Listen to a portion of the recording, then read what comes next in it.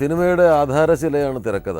നല്ലൊരു തിരക്കഥയുടെ അടിസ്ഥാനത്തിൽ നിന്ന് മാത്രമേ മികച്ചൊരു ചലച്ചിത്രം പിറവിയെടുക്കുകയുള്ളൂ. തിരക്കഥാരചനയുടെ സംഗീതത്തെക്കുറിച്ചുള്ള അന്വേഷണം ആരംഭിക്കുന്നു.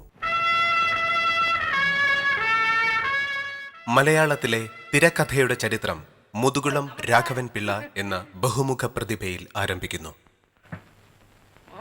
രാജു ഭാഗ്യവാനാണ്. ഒക്കെ കുഴഞ്ഞു സാറേ. ആഗ്രഹം കൊണ്ട് സോമനെ കോളേജിൽ അയച്ചു. ഓഹോ, ഇപ്പൊ കടം കയറി മുടിഞ്ഞു. എന്നാൽ ഒരു വലിയ കാലയളവോളം മറ്റു ദൃശ്യരൂപങ്ങളായ നാടകത്തോടും ബാലയോടും മറ്റുമാണ് അത് സാമ്യം പുലർത്തിയത്. മുതലാളിയുടെ വെട്ടിയിൽ പണിതിരിക്കുമ്പോ നിങ്ങൾക്കെന്താ വിഷമം? അതുകൊണ്ട് തന്നെ നമ്മുടെ ഇവിടുത്തെ ഒരു രീതി സമ്പ്രദായം എന്ന് പറയുന്നത് വലിയ രംഗങ്ങളായി നാടകങ്ങൾ എഴുതുന്നതിന് പകരം ചെറിയ ചെറിയ രംഗങ്ങളായി നാടകം എഴുതുക എന്ന് പറയുന്ന എഴുത്ത് വഴിയാണ് തിരക്കഥയ്ക്ക് വേണ്ടി ഉപയോഗിച്ചിരുന്നത്. പക്ഷെ അവിടെ ഒന്നും തിരക്കഥ എന്നുള്ള വാക്കില്ല, കഥ സംഭാഷണമാണ്. പിന്നീട് ഒരു തൊപ്പിലാശാൻ്റെയൊക്കെ ഒരു കാലഘട്ടം എത്തുമ്പോഴാണ് നാടകം എന്ന പദം വന്നത്. സാർവത്രികമായി തിരക്കഥ എന്ന പേരിന് റെസ്പെക്റ്റബിലിറ്റിയോട് കൂടിയ ഒരു സ്ഥാനം നേടിത്തന്നത് എം ടി വാസുദേവൻ നായരാണ്. പക്ഷേ ഇതിനൊക്കെ മുമ്പ് 1948 CJ തോമസ് എന്ന് പറയുന്ന മനുഷ്യൻ ഒരു തിരക്കഥ എഴുതിയിരുന്നു.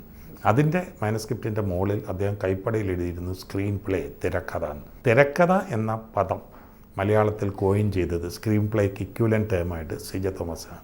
തിരക്കഥ എന്ന് പറയുമ്പോൾ തന്നെ നമ്മുടെ ഒരുപാട് തെറ്റിദ്ധരിക്കപ്പെട്ടിട്ടുള്ളൊരു പ്രയോഗമാണ്. ഇപ്പോൾ പലരും നമ്മളുടെ അടുത്തൊക്കെ വന്നിട്ട് ഞാനൊരു തിരക്കഥ എഴുതി വെച്ചിട്ടുണ്ടെന്ന് വായിച്ചു നോക്കണം. അപ്പോൾ എനിക്കിപ്പോഴും മനസ്സിലാകാത്ത കാര്യമാണ്, ഈ തിരശ്ശീലയിൽ എത്താനുള്ള കഥയാണ് തിരക്കഥ എന്ന് പറഞ്ഞത്. അപ്പോൾ ഞാൻ ഒറ്റയ്ക്കിരുന്നൊരു തിരക്കഥ എഴുതി കഴിഞ്ഞാൽ ഞാൻ തന്നെയാണ് അത് ഫിലിം മേക്കറായിട്ട് അത് തിരശ്ശീലയിൽ എത്തിക്കുന്നത്. അപ്പോൾ എഴുതപ്പെട്ടൊരു തിരക്കഥയുടെ ചലച്ചിത്ര സാങ്കേതികത ഉപയോഗിച്ചുള്ള പരിഭാഷ നിർവഹിക്കുന്ന ഒരു മേസ്ത്രിയല്ല സംവിധായകനാണ്. തൻ മനസ്സിൽ കണ്ട ബീജത്തെ സ്ക്രീനിൽ ഇന്ന ഇമ്പാക്റ്റുള്ള രൂപത്തിലേക്ക് എത്തിക്കുന്നതിന് വേണ്ട ഒരു പറച്ചിലിൻ്റെ രീതിയുണ്ടല്ലോ, സ്ട്രക്ചറൽ ഡിസൈൻ ഓഫ് നറേറ്റീവ്. അത് സംവിധായകൻ്റെ മനസ്സ് എന്ന് പറയുന്നത് അക്ഷരത്താളിൽ പകർത്തി വയ്ക്കുന്ന കർമ്മം എന്തോ അതാണ് തിരക്കഥ എന്ന് പറയുന്നത്. മലയാളത്തെ സംബന്ധിച്ചാണെങ്കിൽ വളരെ വൈകിയാണ് അത് ആരംഭിക്കുന്നത്. ലോക സിനിമയിൽ നമ്മൾ നോക്കുകയാണെങ്കിൽ ഈ തുടക്കം തൊട്ട് തന്നെ സ്ക്രീൻ പ്ലേ എന്നുള്ള സങ്കല്പമുണ്ട്, റൈറ്റേഴ്സുണ്ട്, സ്ക്രീനിന് വേണ്ടി മാത്രമുള്ള റൈറ്റേഴ്സുണ്ട്.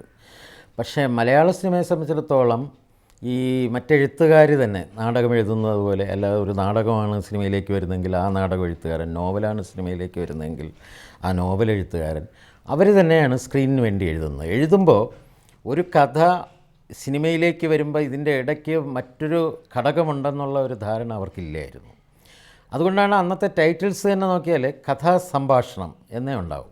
ശരിക്കും എന്നാൽ അബോധപൂർവമായിട്ടെങ്കിലും അതിൽ കുറച്ചൊരു ഇൻഫ്ലുവൻസ് ചെലുത്തിയിട്ടുള്ള ആളുകൾ ചില സിനിമയൊക്കെ കണ്ട് പരിചയമുള്ള കലാബോധമുള്ള ചില സാഹിത്യകാരന്മാർ തന്നെയാണ്. ഇപ്പോൾ ഉദാഹരണത്തിന് നമ്മൾ ഉറൂബിനെ എടുത്താൽ, ഉറൂബിൻ്റെ നീലക്കുയിലായാലും രാരിച്ചൻ എന്ന പൗരനായാലും അതിൽ തിരക്കഥ എന്ന ടൈറ്റിൽ ഇല്ലെങ്കിൽ പോലും തിരക്കഥയുടെ ഒരു സാന്നിധ്യം നമുക്ക് മനസ്സിലാവും. ഈ തിരക്കഥയെക്കുറിച്ചുള്ളൊരു ബോധമുണ്ടാകുന്നത് തീർച്ചയായിട്ടും ആദ്യമായിട്ട് MT വാസുദേവൻ നായർ രംഗത്ത് വരുന്നതോടെയാണ്. MTയോടും നിർമ്മാതാവ് ആദ്യം ഇത് തന്നെയാണ് പറഞ്ഞിട്ടുള്ളത്, ആ കഥയെ ഒന്ന് രംഗങ്ങളാക്കി തിരിച്ച് ഡയലോഗ് എഴുതി തന്നാൽ മതിയെന്ന്. പക്ഷേ MT ചെയ്തത് ഈ തിരക്കഥാരചനയെ സംബന്ധിച്ച പുസ്തകങ്ങൾ, പുറത്ത് നിന്ന് കിട്ടാവുന്ന പുസ്തകങ്ങൾ പലതും തിരഞ്ഞുപിടിച്ച് വായിക്കുകയാണ്. അങ്ങനെ ഈ തിരക്കഥാരചനയെക്കുറിച്ച് സൂക്ഷ്മമായി മനസ്സിലാക്കിയ ശേഷം തിരക്കഥ എഴുതിയതുകൊണ്ടാണ് അന്നുവരെ മലയാളത്തിലുണ്ടായിരുന്ന തിരക്കഥകളിൽ നിന്നും വ്യത്യസ്തമായ രീതിയിൽ അദ്ദേഹത്തിന് തിരക്കഥ എഴുതാൻ കഴിഞ്ഞത്. തിരക്കഥയുടെ മൂല്യം മലയാളിക്ക് ആദ്യം ബോധ്യപ്പെടുന്നത് MTയുടെ തിരക്കഥകളിലൂടെയാണ്. അതുവരെയുള്ള കഥന വഴികളെ അവ തിരുത്തി തെളിച്ചു. മലയാളത്തിൽ ഗൗരവമുള്ള ചലച്ചിത്ര ചിന്തകൾക്ക് തുടക്കമിട്ടത് അടൂർ ഗോപാലകൃഷ്ണന്റെ സ്വയംവരമാണ്. ഇവിടെ സംവിധായകനും തിരക്കഥാകൃത്തും ഒരാൾ തന്നെയാകുന്ന അപൂർവതയ്ക്ക് മലയാള സിനിമ സാക്ഷിയായി. ഫിലിം മേക്കർ അഥവാ ചലച്ചിത്രകാരൻ എന്ന പദം അതിന്റെ പൂർണ്ണ അർത്ഥം നേടുന്നതും അടൂർ ഗോപാലകൃഷ്ണനിലൂടെയാണ്. സംവിധായകൻ അല്ലെങ്കിൽ നമ്മൾ പുതുതായിട്ട് ഉണ്ടാക്കിയ വാക്കാണെങ്കിൽ ചലച്ചിത്രകാരൻ, അയാളുടെ സിനിമ എങ്ങനെ ഇരിക്കണമെന്ന് അതിൻ്റെ അയാൾ വിഭാവന ചെയ്തത് കടലാസിൽ പകർത്തിയതാണ് ശരിക്കും പറഞ്ഞ തിരക്കഥ. ഒരുപക്ഷെ അതിൻ്റെ എല്ലാ സ്വഭാവങ്ങളും, അത് പ്രത്യേകിച്ച് അതിലെ എന്താണ് അതിൻ്റെ തീം, എന്താണ് അതിൻ്റെ പ്രമേയം, ഇതിവൃത്തം എന്താണ്, എങ്ങനെ ഏതെല്ലാം കഥാപാത്രങ്ങൾ കൂടി അത് പുരോഗമിക്കുന്നു, ഏതെല്ലാം സ്ഥലങ്ങളിൽ വെച്ച് അത് സംഭവിക്കുന്നു, ഇതെല്ലാം ചേർന്ന് ആ സിനിമയെ സംബന്ധിച്ചുള്ള ഒരു വാക്കുകളിലുള്ള ഒരു വിശദീകരണമാണ് ശരിക്കും പറഞ്ഞ തിരക്കഥ. എത്രയും വിശദമാകുന്നു അത്രയും നല്ലത്.